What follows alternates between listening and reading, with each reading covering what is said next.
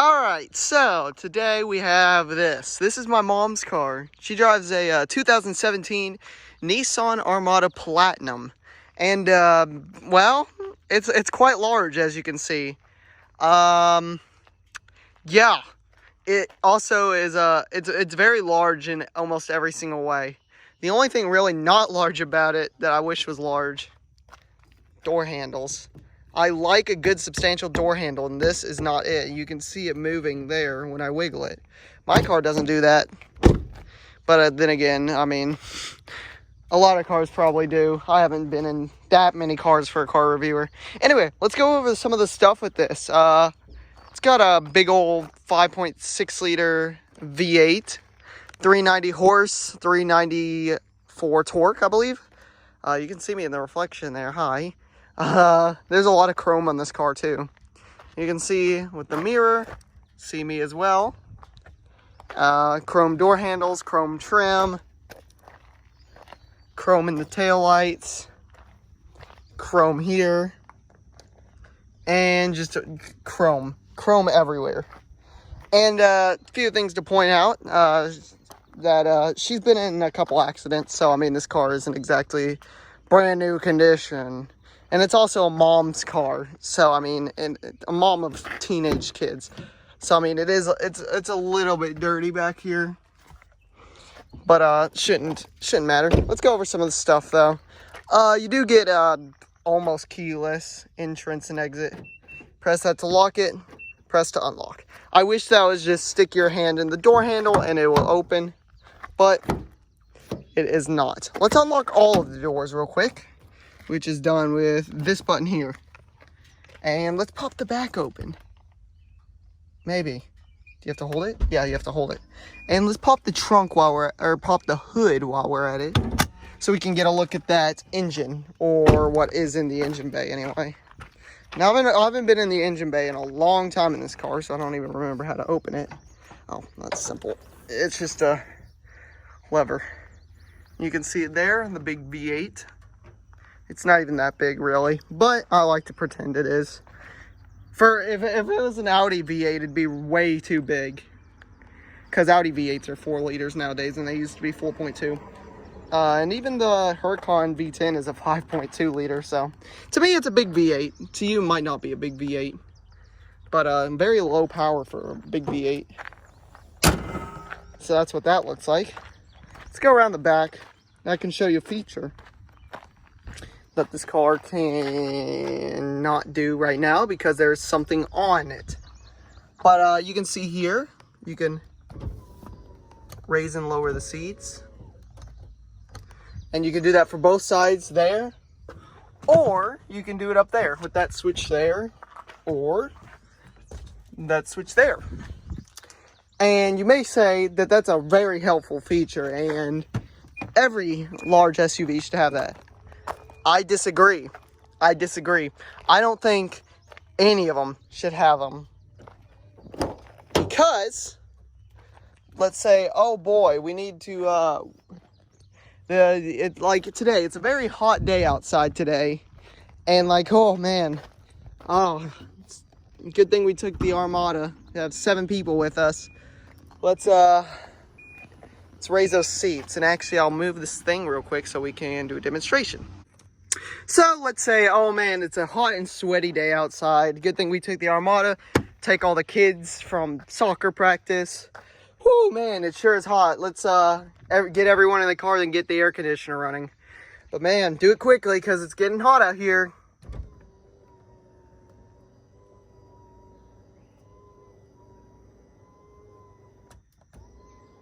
The button cut out there. I was holding it in the same position.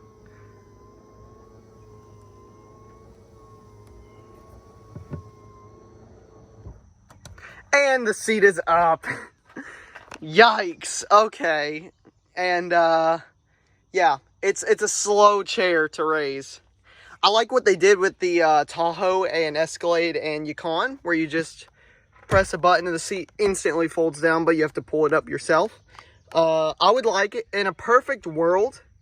I'd have it to where you push a button, have it fold down instantly, and then raise it with electronics, but a lot faster, because this It's just slow. It is really slow. And you can time me on it if you want, because I don't know how to add a timer in through editing yet. But, oh, goodness, hold on a second. Let's fold that back in. Ruh-roh. Let's get that, because that needs to go down in here, I believe.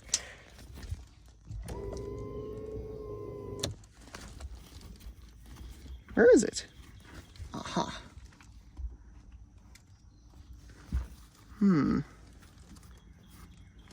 Of course. How could I be foolish? We'll just stick it there. He'll be fine.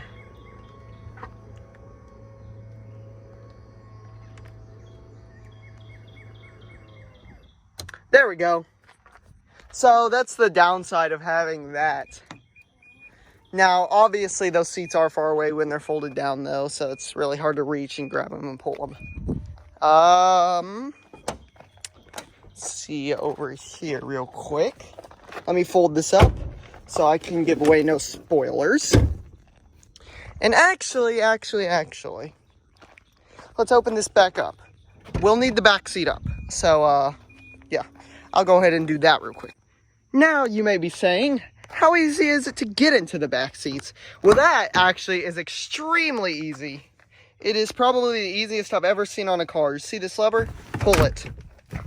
That's it. And you get all the space to step in and just sit down. And just like that, you are in the very back seat. And once you're back here, it's not too roomy. I'm 5'7" and I'm struggling for space here. But I can recline the seat back as far as it'll go. Not much space back here. My knees are still against the thing. Yeah, it's not very roomy back here. But it gets the job done. And that's what's important when you have a 7-passenger car. So let me get out of here. There we go. And getting out is actually the hardest part. Getting in is pretty easy. Let me get in the middle row. Because the middle row is better. Folding these seats up is a little challenging with one hand, especially your non-dominant hand. Middle seat is better because you get all this room. And, yeah, you can even, well, you can't recline the seat, actually. Can't move it back or forwards either, which is unfortunate because you got that folding mechanism. But once you're back here, you get some decent stuff. You get your AC controls here. You get 3 climate zones here. But you do get vents everywhere. You get vents everywhere. Vents all the way in the back because you need it. You get a handle in the back because you need it. You're a mom. You take kids from soccer practice. You need it. You need it. You need the TV screen. You need the heated rear seats. You need the charging ports. You need all the storage in the world. All of it. You need all these things because you are a soccer mom. And you are living with your Suburban tank. And you do your things. You go shopping. You carry a lot of stuff. You have your cup holders back here. You got 1, 2, 3, 4 cup holders for this row, which has 2 seats. And you get 4 cup holders for that row with 3 seats. And up here, you get 4 as well, for a total of 12 cup holders for a 7-seater car. That's almost double the people you can even carry. But you might as well come prepared when your kids leave their drinks in the car, right? Right. Now, things I don't really like about this car is how old it is. It is so old. Let me move back to the front real quick, and we can start it up, and we can see some of the old features. It's getting really windy now, unfortunate. Hop into the Armada, which is easy for me, being short, because there's a step. Start it up. 2017 car, people. 2017 car. Look at that. Door open in some Nintendo DS font. Oh no, it's going to play some things. Oh. Okay. Yeah, it has DS level. It has DS level graphics on the center screen here. And it's also really small. Really small. My car does a much better job with its center screen, and it's a 2012. And this car and my car are about the same price, starting off. which means that this car is actually a bit cheaper in today's money. You get all your controls here. One thing that's annoying about this car, it will tell you that your car has been on for 30 minutes every 30 minutes, and there's no way to turn it off. It will always alert you every 30 minutes that, hey, your engine's been on for 30 minutes. Yeah, that's the facts. And then you get this here, this screen, which isn't bad for a mom who doesn't know how to use technology. Let's go to the menu button, which is, oh, there is no menu button, is there? Huh, interesting. Okay, how do I do things? Camera, you get 360 camera, which is nice. And then you get your backup camera. You can switch it from front to, well, I thought you could switch it from front to back. Oh, there you go. Okay, there you go. And of course you get a backup camera too when you shift into reverse, but we don't want that right now, and you don't need the camera anymore. Setting, you get all this stuff. Driver assistance, what's in there? A lot. This car actually has a good amount of technology, in my personal opinion. Has adaptive cruise, it has lane departure warning, not prevention, so it'll only beep at you if you're going out of your lane. Won't do anything. And it has automatic braking, so like if you're about to back into something, it'll stop you with a jolt. And it's a family SUV. What more do you want? You get 4x2 capabilities. It's permanent 4-wheel drive, but you can choose between high range and low range. Tow mode, traction control off, and snow mode. So there are your controls for that. You get heated and cooled seats, and let me tell you, the cooled seats in here are incredible. They are really nice. I'm gonna turn them off for a little bit so I can soak in the sun. You get a heated steering wheel too. Blank switches, which is unusual for a Japanese car. Yep, some blanks over here too for your liftgate controls, your beeping assistance, your collision warning for like your backup camera, like it'll tell you if someone's about to come in behind you, stuff like that. Here's where you control the center screen here. You just click those buttons and it will control the screen and stuff. Yeah, I want to see my fuel economy, because fuel economy is really bad in this car. It is awful. 12.4 is the average. Like, and I don't know how to reset this either. It's insane. Here are your center steering wheel controls as well. Just your usual stuff. And then, yeah, you get a lot of stuff. Big old center console. That goes down for miles. I'm not going to show it, though. Move my mom's purse. That's what I had to take because the keys are in there somewhere. You get a CD player, which is cool for a 2017 car. Then you get all these controls. You can pause it and take a look if you want. But we're going to move on to the to driving this monster. Oh, first you get sunroof controls too. So like if you want to open the sunroof, it's very quick. The window motors and stuff in this car are extremely fast, as seen here. The seats may not be fast, but the windows are fast. All right, let's take this thing for a drive. All right, let's drive the Armada, which is heavy, very heavy. This car weighs about 6,000 pounds. I'm probably gonna knock that box over in the back from turning and stuff.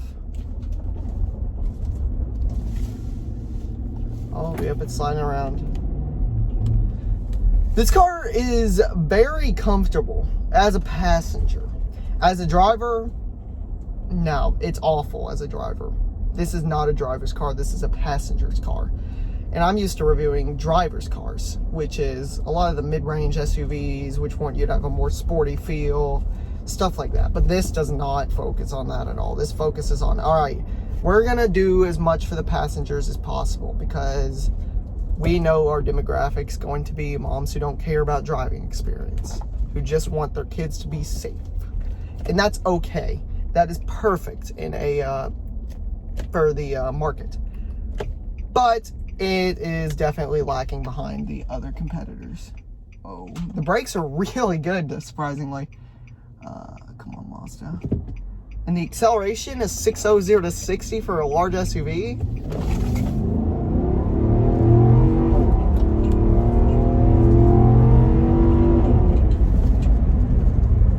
Is insane. A 600 to 60 does not belong in this SUV. Not at all. It does not belong. That's insane to me. It jolts you back if you're not ready for it. And, oh my gosh, there's a fly. You can leave the vehicle. It's also very hot. Because every time I do one of these reviews, I forget to turn the AC off. So it's always like blowing into the microphone. But this time I remembered there's no AC. So that's good. This Mazda's just going to do brake around this corner that I'm doing at speed limit. Okay. Now, this car, the handling, it's, I mean, you can see that box for reference back there. That's filled with, like, cushions and wood at the bottom. That's, like, weighted down. The handling is awful in this vehicle. It's awful. The off-road capability is decent, but we knew that. The acceleration's really good. The steering feel is really bad, surprisingly. Because the steering feel, it feels like every time you turn the wheel, it has like extreme inertia. Extreme inertia. Like when you want to turn starting out, it doesn't want to move. But when you're actually turning it and you want to stop turning it, it just wants to keep moving. It feels like you have a ton of just momentum in the steering wheel. And it's not good. It's not good for split-second decisions where you have to turn the wheel quickly because the wheel's not going to want to turn. It's got electric steering. It's just got not variable. It's just on a different level. I mean, the steering does feel light for a large SUV, though. And if you get used to it, I'm sure it's great. But I'm not used to it at all. I do not want to hit this dirt bike, dude. Or this dude in the side-by-side. But you feel like your road presence is just like you're on the top of the world. Because you're like, you feel like you're eye level with semi-truck drivers, even though you're not close. The semi-truck driver can still see over your roof. But you just feel like you're the king of the road still. Like, I can be seen by everyone. And you feel like you're driving a limo because you look back in the mirror and it just goes back for what feels like miles. Because this is just such a large vehicle. And I'm used to driving sedans. And you guys know that. Like, I'm sure some of you pickup truck drivers are like, what? No, that thing's small. But, you know, it's what I'm used to. I feel like this thing's the biggest thing in the world.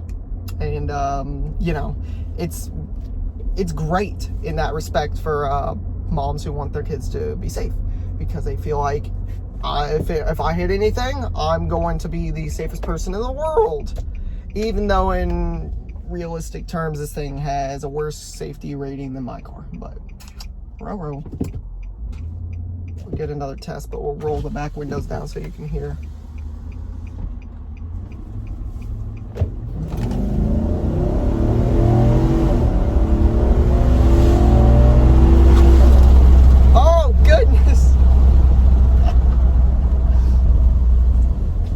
Also, that was just an excuse to get some air in here because it's really hot. It's like 94 degrees outside or something right now. It's pretty hot. That's like, I don't know, 300 Celsius or something. Who cares? Who cares? And there goes all of my foreign viewers saying I don't care about the foreign units. Because it's America. We use freedom units. We use freedom units. But yeah, I don't like driving this car personally. I prefer just something smaller or something that can handle the size better. And these seats have no bolstering at all, so you're sloshing around all the time. I mean, they are very comfortable seats.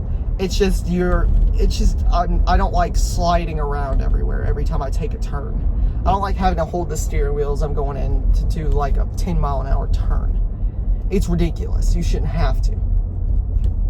But in this car, you have to, because it just has to, the body roll, the bolstering of the seats, the steering, just everything. It's just, it does not make for good driver's cars. And I like a good driver's car. I don't like a good passenger car.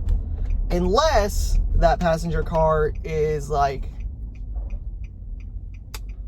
okay, we'll go around you.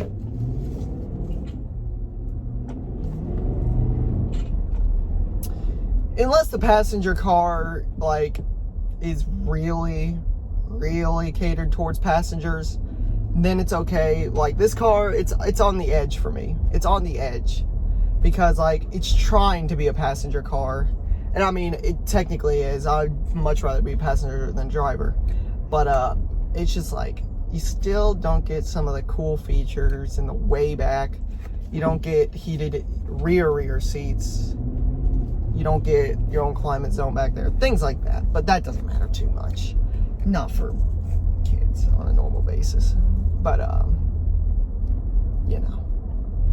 It's great. It's great as a driver's car. It's not great as a driver's car. It's great at being what every soccer mom would want. It's incredible at that, because I know they don't care about anything. I just know that it is perfect for, oh, I cannot see a thing. Oh no, my phone is blocking the backup camera. I think the power steering pump is getting a little weak. Here, we're in park now. Yeah, but yeah, overall opinion of this car, Mom could have made a better choice on the large SUV, in my opinion. I think GM is just killing it with the large SUVs at the moment. Like, that's what you get if you want a large SUV. You don't get a Nissan Armada, you don't get an Infiniti, you get a GM product. That's my opinion on it, though. Some of you may have a different opinion. Oh, or you get a Ford or Lincoln. The Americans know how to build big vehicles. Because in Japan, where are you going to use this thing? Nowhere. But in America, where are you going to use a Suburban, Yukon XL, Escalade XL, whatever? Where are you going to use those? Everywhere. That's where you're going to use them. So basically what I'm saying here is that the Americans have made a much better alternative to this thing for about the same price. So yeah, that's pretty much my review on it. Yeah. See you later. Buy Lorne products. See ya.